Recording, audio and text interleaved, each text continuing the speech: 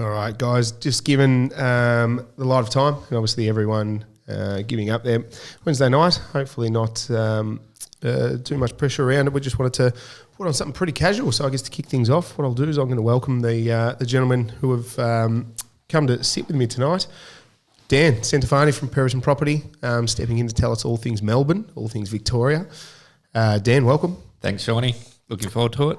And then Hamish, the national man, I guess, isn't it? He's got a lot of experience and a lot of client exposure across all states. Obviously, following gains, following where property is most active and where people are going to be able to generate the most returns out of their money, which is what we're all sort of here to try and achieve. Hamish, welcome. Thanks, Shawnee boy. Thanks for having me, mate. No worries at all. So. We've still got people coming into the room there, but I guess just as an overview of what we're trying to achieve tonight, we sat down a few weeks ago and said that we wanted to go over, there is a hell of a lot of information out there at the moment. There's a hell of a lot of information that's free and available, and not a lot of it's reliable, but at the same time, not a lot of it is very helpful. Some of it is makes things even more difficult. So I wanted to sit down with you guys, get your opinions on a few things, get your opinions on one of the most important things is probably the consumer sentiment. So the consumer sentiment at the moment is varied, and the whole thing that we wanted to do here was basically just unpack why or why are Australians so addicted to property. We look at what's happening geopolitically, we look at what's happening around the world, and Aussies are still going as hard as they can to bite into as many property investments as they possibly can in as many different ways as they possibly can. So it'd be awesome to get you boys to give us some comments on that and what you're seeing with your clients. Then we're going to go over, I think it's an important exercise for us to do. We want to see what you guys see value in out there at the moment. What are you seeing will be a good investment at a few different price points, a few different budgets. Yep. We've actually got some live examples we'll share on the screen. It doesn't necessarily matter if you're tuning in by phone. We'll still be able to share you those links just so that you can get some, some visual evidence to show what we're kind of looking at and why. But before we go too much further into the agenda, I guess just as a few minutes we'll spend to talk about what's happening in the marketplaces. Let's kick it off with what's happening in Victoria or Melbourne. Dan, what are you seeing out there at the moment as far as borrower sentiment, and what are the investors doing? Yeah, so the last sort of 2 to 3 years has been pretty flat from an investment point of view in Melbourne. We were number 2 in dwelling value, and I think we've slid down to number 7 now. That's value. Yeah, so there's definitely a window of opportunity there. Look, the investors are back. They're still scared with land tax and the tight sort of rental requirements that the government's put in place. It's really favoured tenants. So the investors are definitely back, though. They're starting to see value in Melbourne. They're starting to know that it's probably at the bottom of the cycle and it's only going to go up from here. Mm-hmm. And they all want the same thing. Well, it can't go down anymore, can it? Yeah, well, let's hope not. Well, we have had 3 consecutive months of increases now, so 0.4%, not much, but that's good. It's changed from the negative growth that we've been getting. Yeah. Having said that, we're still minus 4.5% down from our peak in 2022. So we've got a bit of catch up to all the other states. You know, you look at some of them that have had, 70, 90% gains. Yeah, over that period. Yeah, it's nuts. So we definitely have a bit of catch up. But as I said, there's definitely a window of opportunity there. Yeah. And I guess the investors all want the same thing. No one wants to deal with tradies. Everything's too expensive. So they want turnkey, ready to go, ready to lease out, all the upgrades, heating, cooling, electricals, everything ready to go. Decent block size of land in a growing suburb. That's pretty much what they look for. And have you noticed that the properties that are run down, people are less, like they don't want to take on the project? Oh, 100%, yeah. Yeah. They're very scared of tradies. Some tradies are, $100 an hour or something. Back in the days at school, go to uni, get a white collar job, whereas these tradies are earning serious money. Yeah. So a lot of people want turnkey now. Pretty much all the investors, they're not really dabbling into the reno anymore. Which is another window of opportunity, because if you are prepared to sort of upgrade, kitchens, bathroom, what have you, give it a bit of a paint, rip up the carpet, polish the floorboards, you can also every dollar you invest, you should get 3 back if you do it right. So I think it would make a massive difference if you were handy with it, because if you can manage the project, I think managing the project is probably just as important as being hands on. Yeah. It's about getting it done quickly and getting it back onto the market so it can be rented out. Correct. Getting stuck with it for 4, 5, 6 months, no rental income, which means no deductions, and it's kind of just cascades into the negative output, and then you're sort of starting from further back. Yeah. To chase your 100%. growth. And it's a bit of a headache because not everyone's hands-on and not everyone is based in Melbourne. Like our last few investors all been interstate buying in Melbourne, and we're doing everything for them, sending them videos on WhatsApp. And obviously we're inspecting them. We'll never ever buy sight unseen, but they're trusting us with a purchase. Then are they going to trust a tradie to renovate their place as well? So there's definitely people all going for the turnkey at the moment. Yeah, very good. Hamish, what are you seeing, mate, in the I guess the more new build market?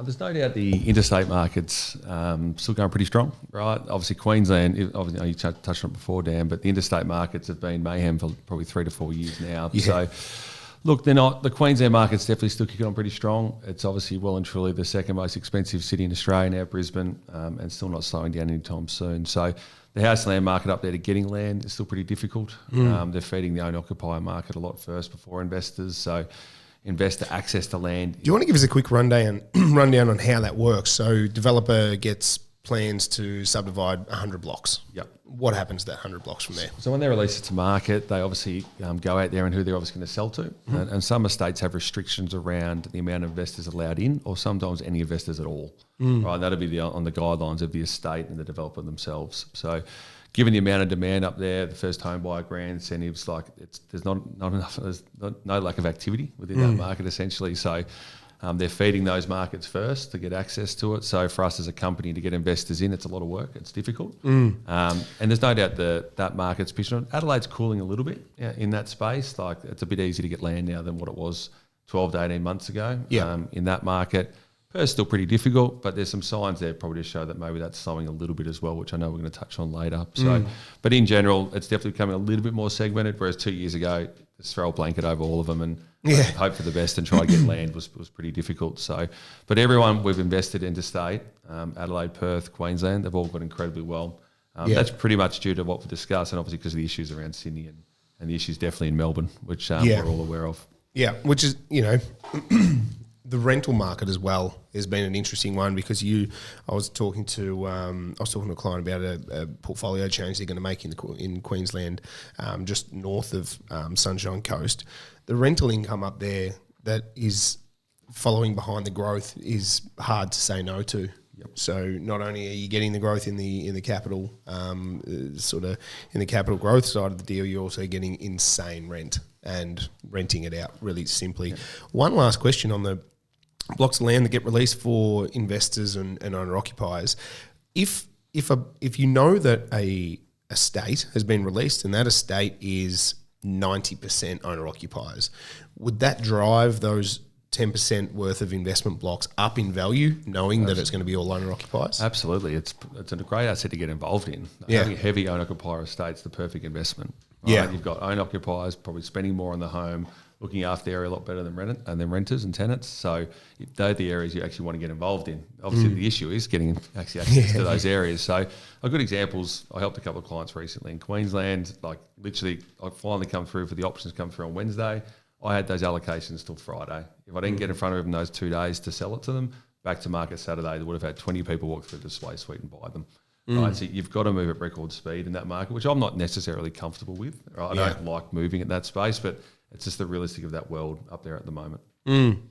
Yeah, no, it's interesting, and like it's probably the one state that I don't see slowing for any reason at the moment. The other ones, I don't know what the fuck would you live in Perth for, to be honest. But, anyway, people have bought a lot of property there and they've made a lot of money there, so awesome. Very cyclical though. Yeah, that's what that's the only one I'm probably just erring on the side of caution. However, we've already started talking about whether or not the cities have run their race, and the Queensland, WA, South Australia topic is obviously big because we've got so many investors that are pretty heavily exposed there. Not even heavily exposed, just exposed. Some of them are spread between the three.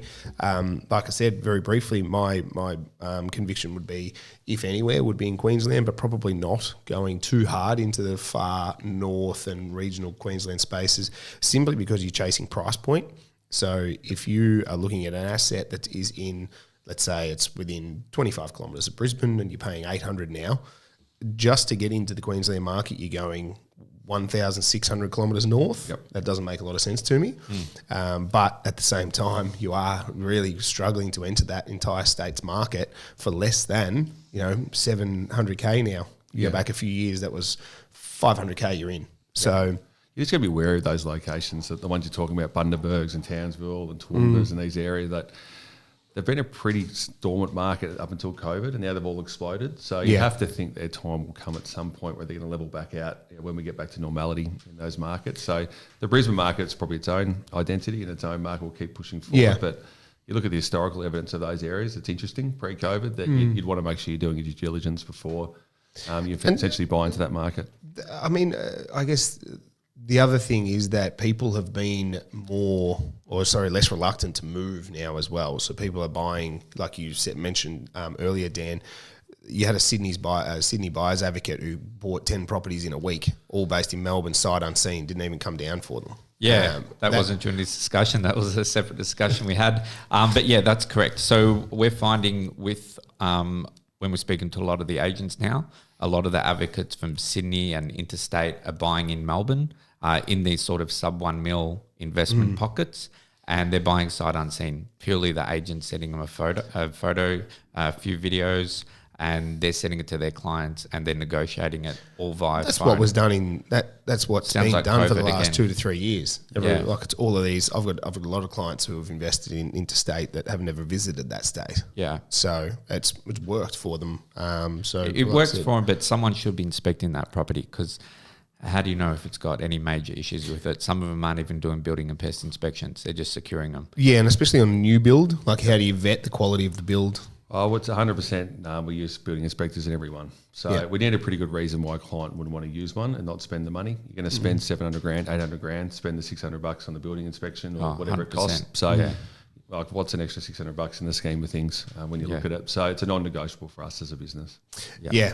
But funnily enough, even buying established homes for owner occupiers, a lot of them won't go out and get a building and pest inspection, which is madness, to save that $400 or $500. But there's a lot of things the eyes can't see, mold and termites and structural problems. Yeah, so you definitely got to always have a building and the pest. mentality of it always surprises me. Like, people will go spend 700 grand, but then they won't spend $600 on a. Or they'll go, or it'll be a matter of choosing between a conveyancer that's got really good reputation and everything, but they're $200 more expensive than the other one who's still working off a Gmail account. Yeah, and it's like, I don't know, it's just tread with care. I don't mind either way, but tread with care. Look, I guess interstate. Like I said, it's that's one of those things where we would, from a geographical standpoint, we'd love to see Melbourne respond. And looking at whether or not we're obviously not sitting here and saying, oh, it's Melbourne. But if you look at the formula that was put together for any of the other states at the moment, like you mentioned before, Hamish, obviously Melbourne's become the fifth, or is it fourth or so? It's the sixth, I believe, 6 months expensive, or seventh. Oh yeah, because Canberra as well. Yeah, Canberra as well. Yeah. So now you look at the population growth. Obviously Melbourne is meant to be one of the fastest growing cities in the country. We had 142,000 people move to Melbourne in 2023 to 2024. The next highest was Sydney at 107,000, and then you look at any of the other capitals. Even Brizzy had 73,000 people move to the city in 23 to 24. It was probably half people from Melbourne. So, but then you had Adelaide only grew by 22,100 people. That's not an enormous amount for a city at population of 1.5 million. I would think that those population growth targets are, they're massively underserviced in every capital. So it's going to become even more dire in the state of Victoria for those people to find a home. And at the moment, our vacancy rates just dropped below 1%, we can't build enough homes. We are still getting homes out of the ground fast enough. And I did see that Fraser Rise, which for those interstate, Fraser Rise is northwestern suburbs, probably 25 kilometres from the CBD. Mm-hmm. Very good access to the CBD, but still very early in its I guess, future for development around Melbourne. And I was interested to see that was the most, that particular suburb had the highest growth in all of Melbourne. It's basically like, I put it to being like a Clyde 10 years ago. Yeah. It's like Clyde 10 years ago. Yeah, Clyde Pakenham. Or, and you look at those suburbs now and you're like, wow, they've come full circle. Schools, hospitals, there's shopping centres everywhere, all this sort of thing. You go to Fraser Rise now, you've basically just got some house developments and not an enormous amount of infrastructure's gone in there. So if that's already starting to print that success, and it might be riding off the back of Caroline Springs a little bit, you go further south on the, towards Geelong, I don't feel like those suburbs are as attractive. It's the development isn't quite there in infrastructure. The Northern Corridor, which you said, there's more support there. The Hume Highway, you've got more infrastructure. It's just more developed, slightly more ahead of the game than the West. You're right, getting out to the west to Trucknina and Tarneet, these areas, there's no smooth way to get out there yet. And there's no doubt on record it's our most underdeveloped side of Melbourne, and it needs our most amount of work. And obviously the tunnel's a great starting point for that. And hopefully that's going to be completed sometime soon. It's got reasonable trains now as well, but again, you're still trying to, as far as population growth goes, you're funneling so many people out there. Those services are going to be pretty overwhelmed pretty early on in the process. Yep, absolutely. And back to you said a bit of stats before around the housing shortage, around obviously wherever we look to go. It's so true, but obviously the government's target of 1.2 million new homes, and we've all heard it, everyone's heard about it, but you constantly look at the data of where that's at. There's been reports that there are 450,000 homes behind this target for that 5-year period. The last six believe that. the last 6 months alone, CoreLogic do an update every month. The last 6 months data, they've only approved on average 15,900 homes a month. The last 6 months. So even that's 25,000 behind. Yeah, we've got a chronic shortage of new housing, especially for the amount of people moving. One of the biggest problems is that we can't complete infill projects because we can't get so you go back to pre-COVID days through Bentley, East Bentley, you look at all of those areas where they were dividing 600 metre blocks into 2 townhouses, big townhouses that could fit families. Yeah. That shit's not happening anymore. No. It's so expensive to do. You've got to carefully articulate your feasibility to make sure that you aren't missing anything because you've got one crack at it. Yep. And then if you do go in and you're going to do that for 12%, you could just put your money into something else interstate for that period of time. And not have to rock up to site. So it's a lot of risk for the developers, and hence why a lot of developers haven't been in the market. Yeah. But selfishly, as all of us as investors, this is a great thing for people to buy because they're going to be in this undersupplied market for God knows how long, right? Yeah. And we're going to have more people infiltrating the market to buy, more investors coming in, easy access to money or lowering of rates. And then we still aren't building enough homes, and it's clearly on record when that is going to be fixed, who knows? But that's the perfect storm for making money out of buying a property. So, and I guess it brings us to the big question of what sort of assets will you guys be looking at if you were active in the market in trying to find an investment right now. So we were going to go through like 3 properties each, but we decided we'd probably get better value having a good chat about 3 or 4 properties as opposed to 6. So I've got the information here, and I'll actually share the links with the group. So anyone who is on a device, you can jump on and check these out. So the first one that we're going to look at is actually a regional property in North Geelong. So this one was put forward from Hamish, and what the way that we wanted to approach this, we want to see what kind of investment properties would you look for with a 650K budget? What kind of investments would we look for with a 750 to 800 and then something over 850? So to kick us off with the first one, Hamish, you put this one forward. Yep. Why? Well, I'm very pro Geelong because I own a couple of properties there myself. So that's what get that median-house price up. Yeah, correct. That's just get everyone investing here on the call. But look, the main reason for what I'm looking at is I'm a big man on looking at historical evidence of how the markets perform. It's a great evidence of how the future performance is going to happen. But at the moment, developing is tough. We've all brought it up in the call and the time today. But eventually, it'll even itself out again. So I think if you have an ability to buy a decent home that needs a little bit of a reno, but has an ability to develop, right? Something where potentially this site we're seeing on the screen, you could keep the front dwelling, right? It needs a reno, needs a bit of love, bit of work, but then there's enough to do a little settle back at the back and build the second dwelling, right? So you wouldn't do that now. You'd spend money on the front end, right? Little cosmetic work, as Dan said before, which are nice and appealable to the market at the moment. You sit on this, you rent it out in 4, 5, 6, 7 years' time. When that developer market evens out, we get back to normality, those sites become more profitable again. Yeah. That's when you bring the back dwelling to market. I really love the Geelong space. It's really good, valuable assets. There's some good data about Geelong at the moment. The interstate migration for Geelong now is the strongest in Australia, the greater Geelong region. Would you leave that bathroom, for example? Well, it depends what you're looking to do with it straight away. Well, If you just wanted to maximise rent and obviously put it there as a land bank project where you could just hold on to it for 5 years and then develop.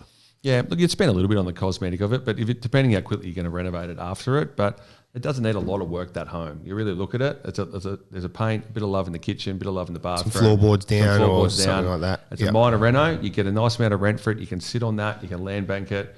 Wait for that market to work itself out. So, and I said, the Geelong market's a really quality one. I think there's great value down that space. It really capitalised on the COVID boom, as we know, but it's really dropped away.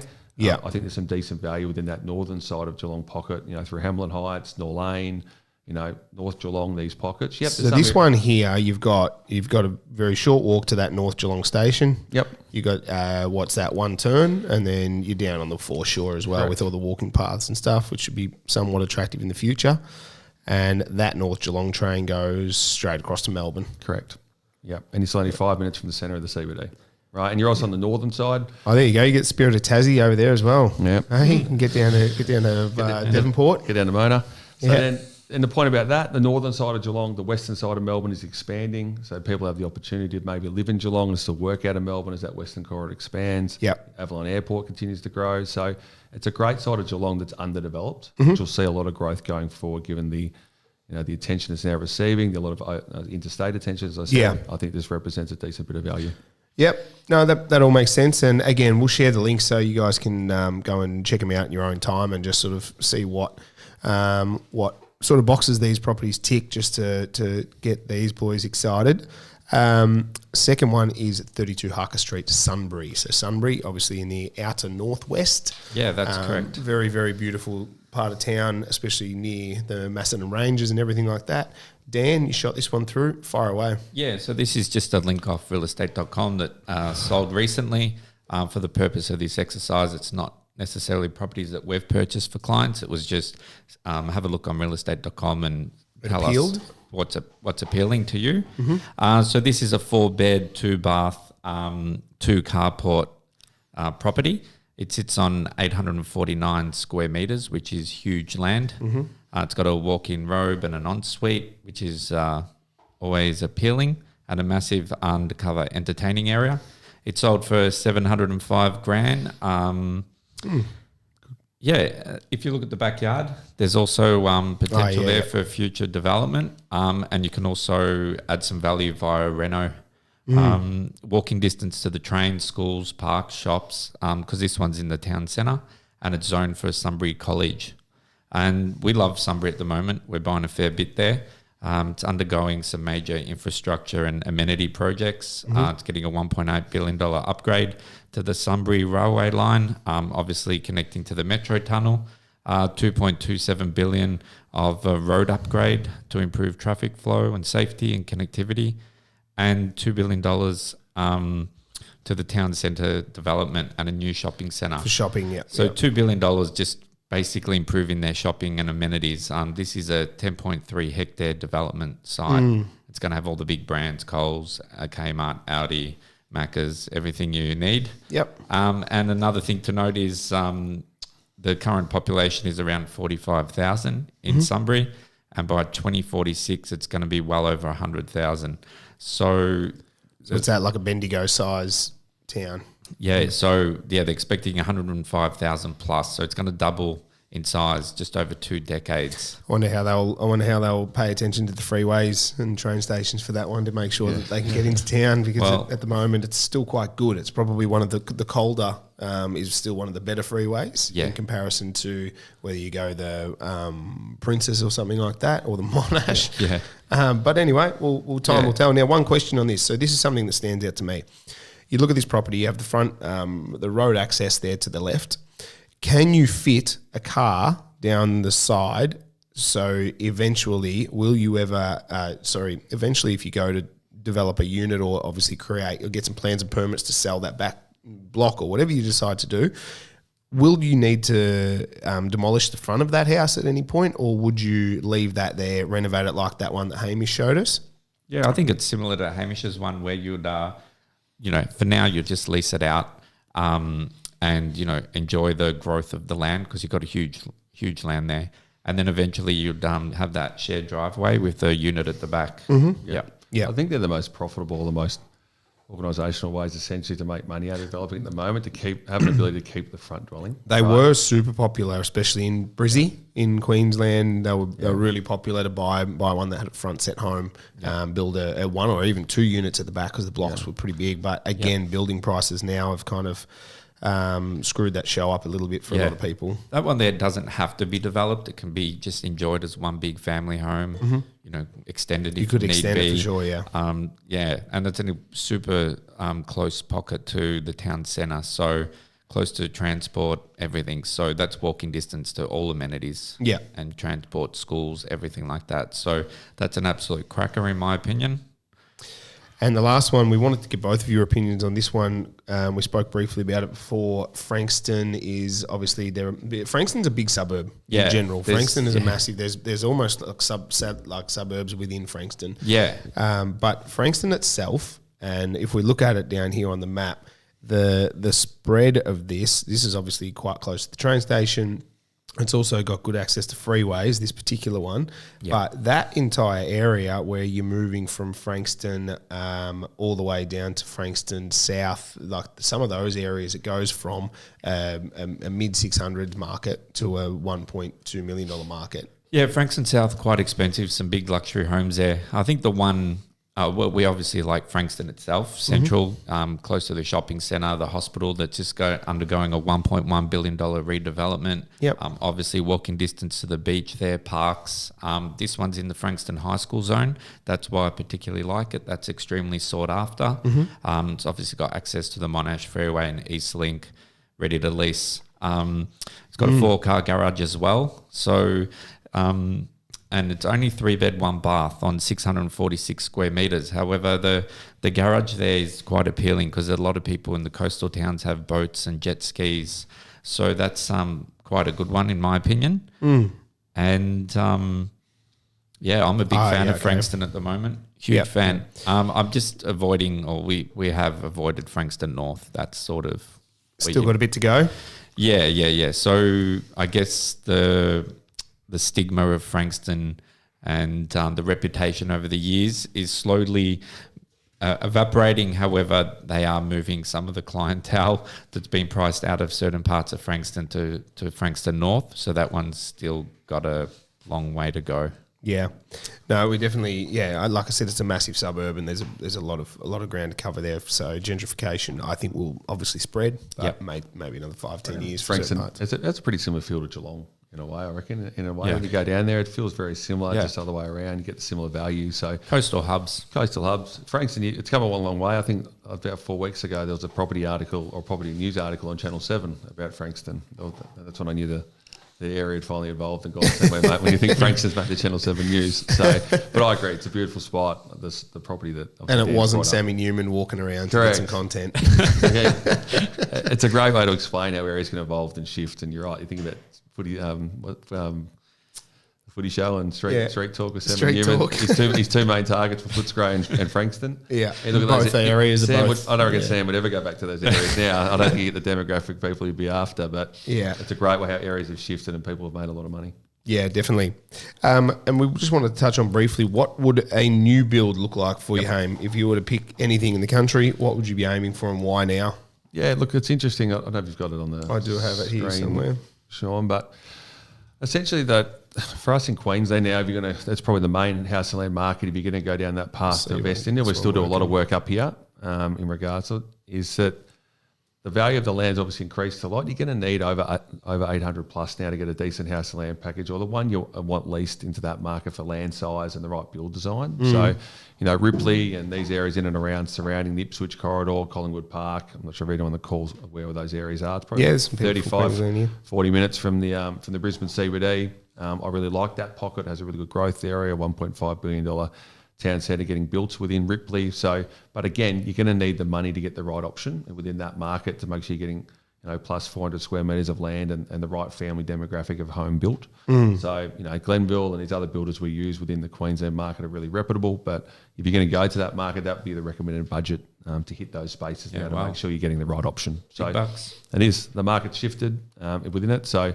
already if I'm seeing clients, sub 700 or that circa 700 mark, I think the land would be too small to justify going to those markets. That you're probably better off going somewhere else into different areas and locations around Australia. And even just looking at that, hopefully I didn't fuck that up. Even looking at that floor plan, right? So I'm seeing so many at the moment where the, all the bedrooms are off the lounge room and things like that. At least this one, you do have that separation from the living areas. So if you've got, you're going to put the kids to bed and you're going to put those kids to bed, that is what your renters are going to be looking for. Correct. They're going to be looking for, can we put the kids to bed? Can we even, if you've got a young one, put them up on the front room, and then, it's the parents taking the back room off the living areas. Yeah. Some people are buying these properties going, that looks great. You're so fixated on this stuff over here. You're only looking at the square meters. What's the block size? What's the price? All of these, and quite often they're quite distracting, is the turnkey inclusion. So they can be really distracting because you're trying to get yourself a good deal. You don't realise you go and buy something with 3 of the bedrooms coming off the lounge room. Yeah. And that's something we take clients through. Floor plan is critical. Obviously, inclusions are critical. Obviously, the biggest thing we see with clients is, talk us about the build price. Is the build price correct? And so on and so forth. So you've got to make sure that the right inclusions are in it. You talk to the clients directly and go, guys, I would highly recommend making sure these are included. I know we all want to save money, but ceiling heights, cooling, whatever it is, that those things are important factors to make sure that, one, the home is built correctly, you're getting the right tenant long term, and obviously making sure you're making growth in the next 10, 15, 20 years when you go to sell it. So again, these are important aspects when building a home people don't think about enough, right? They always think about the end dollar, which is important, but there's certain aspects you've really got to make sure we're ticking every box to make sure you're making money out of it. Yeah, definitely. That's awesome, mate. And look, like I said, just covering off on those key things and reminding people to look at those things that are super important. They're obviously, everything's important when you're looking at your due diligence, but not just price point, making sure you're getting a product that someone's going to want to live in the future. That's what I always sort of put it. I say, would you want to live there in the future? You really need something. So the last point I should make about that is that I talked before about the owner-occupier market and how aggressive it is at the moment and how that's getting fed first, that you want to make sure the home is built for an owner-occupier. Yeah, fucking oath, right? It's critical because in the end, if that's so heavily focused on owner-occupiers at the moment, who's most likely can be the person that's going to buy it off you in 15 years' time? Make sure the home suits that. Yeah, yeah, definitely. The last topic I wanted to cover off on is, I think it's super important. Digital advertising is crazy at the moment. Digital advertising in your space as real estate agents is essentially unregulated. You've obviously got different people with different levels of licensing. You've got different people that perform different roles for their customer, whether it's BA, selling agent, vendor advocate. But some of the shit that I've seen online is like borderline criminal on how convincing it is and how quickly the video can make an idea or propose an idea that sounds so compelling and sounds so fit for purpose. One of the ones I had recently, and I get it all the time, is literally around the trusts. So basically, hey, set up a trust. You can borrow 3 times as much and buy 3 times as many properties. This is one of the ones that there are pros and cons involved in buying in a trust, for example. However, when we're putting all of those pieces of information into a 45-second reel or into a 1-minute Instagram video, it was something that I just wanted to chat about what you guys think about it. Do you guys obviously see the content? You've obviously got a lot of people and a lot of peers that you would be following on socials. What do you think about the content, and is there any tips or anything that you could give anyone to see through what might be bullshit clickbait and what might be real legitimate content knowledge that they can work with? There's definitely a lot of TikToks, Instagram, a lot of advertising online. I've bought 5 properties in the last 2 years, and I've bought 20 properties in 4 years. And I think as humans, we're becoming very impatient at the moment. You can literally order something online and it's at your doorstep 2 hours later.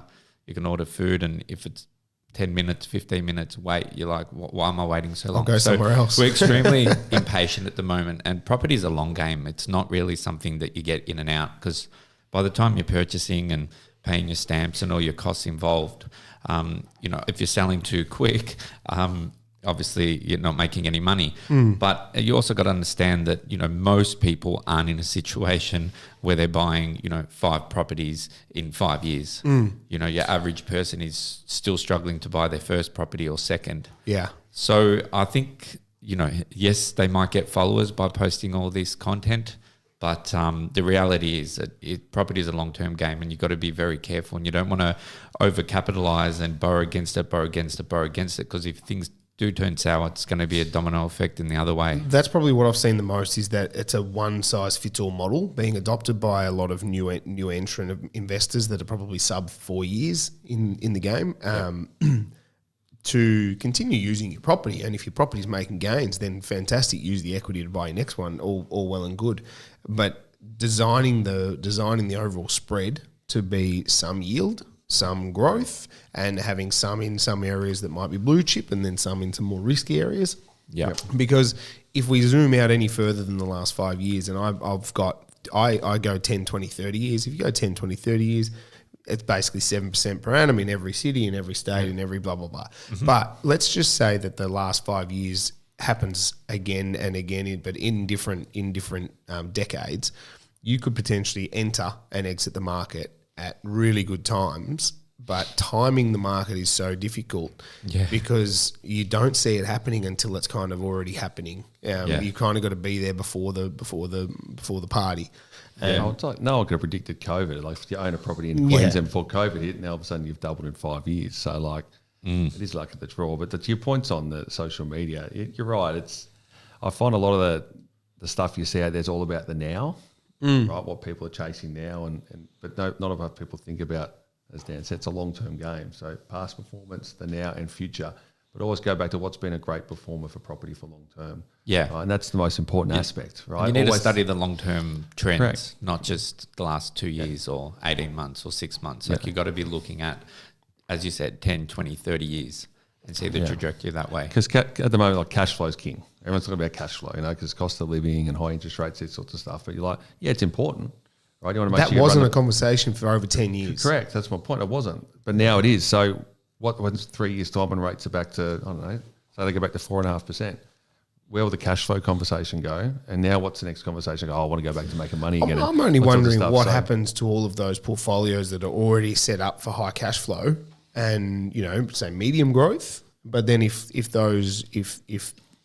it becomes more viable to hold a property in a capital city like a Brisbane, Melbourne, Sydney, that are typically more expensive to live in and that sort of thing. If your model has been set up on these high cash flow properties in regional Victoria, regional New South Wales, regional Queensland, all of a sudden those markets are probably going to soften in a low interest rate environment, because why would you do that? I can buy a property in Sydney and hold it for the same price as I can in Townsville. Where are you going to want to buy a property? Probably Sydney over Townsville. Now that's probably a far stretch of an example, but that's what I'm saying.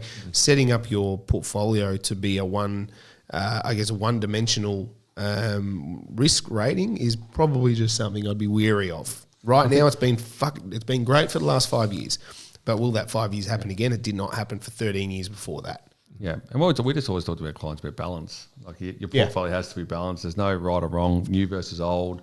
Whatever you look to buy, you've got to make sure your portfolio, the cash flow is balanced, right? And the growth mentality is balanced across your portfolio. So make every decision informed as you go through. And like Geelong's an example. I think it's a great big regional centre. Newcastle's another great example of a great big regional centre where they get really good opportunities for growth. Would I go buy in Timbuktu or these really big outskirt areas where there's not a lot of population around which people are trying to sell out? Absolutely not, right? But these bigger centres, these bigger employment clusters, the big capital cities, they're proven long-term performers. Sit in the seat and the property will go up in value. Yeah, we always base it really on land component. Some clients come to us, they go, I've got 10 properties and they're like 9 of them are apartments. And you're like, great, your cash flow might be good, but your long-term growth is not going to be there. and hasn't been. Funnily, so a lot of people bought apartments in the Gold Coast in Brisbane in 2019, 17, 18. They're all making money. They've all finally kicked. So at the time, we got them all valued, and they valued in $150,000 less than what they paid for. They bought them for $800. They valued up at $650 anyway, scrambling to make settlement. Had one client buy one for $1,050,000 and just offloaded it for 1.9. Crazy. Not 5 years. So there is definitely success stories in everything, but you've got to be open to the idea that may not formulate the recipe for your success again. You just got to remember the property. When you're buying a property that's been driven a lot by what's happened in the last 3 to 4 years, you got to be careful, right? Because what we've seen the last 3 or 4 years isn't normal, right? Our vacancy rates record lows for 3 or 4 years. We've never seen it this low for so long. Right, so at some point in history, we're going to even back out. We're going to get back to where we were. Yeah. Right. So we're seeing, and whether that is a change in immigration policy, whether that is the eruption of a war, which will definitely stop our immigration policy. Yeah.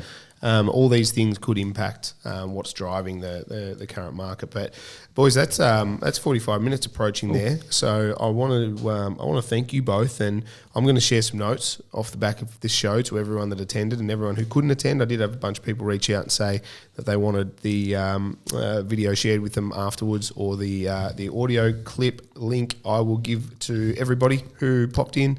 Dan, thanks so much for your insights. Thanks for having me. All of your opinions on everything Melbourne and nationally. And Hamish, again, thank you so much. Thanks for coming. Thanks for giving us your 2 cents worth. I'll share the boys' details in the emails if you've got any questions or anything like that. We didn't even get to the questions, but we got caught talking about some of those things I think really matter. So I will let everyone get off and have their dinner. Enjoy. Thanks so much for coming, and we'll speak to you again next time.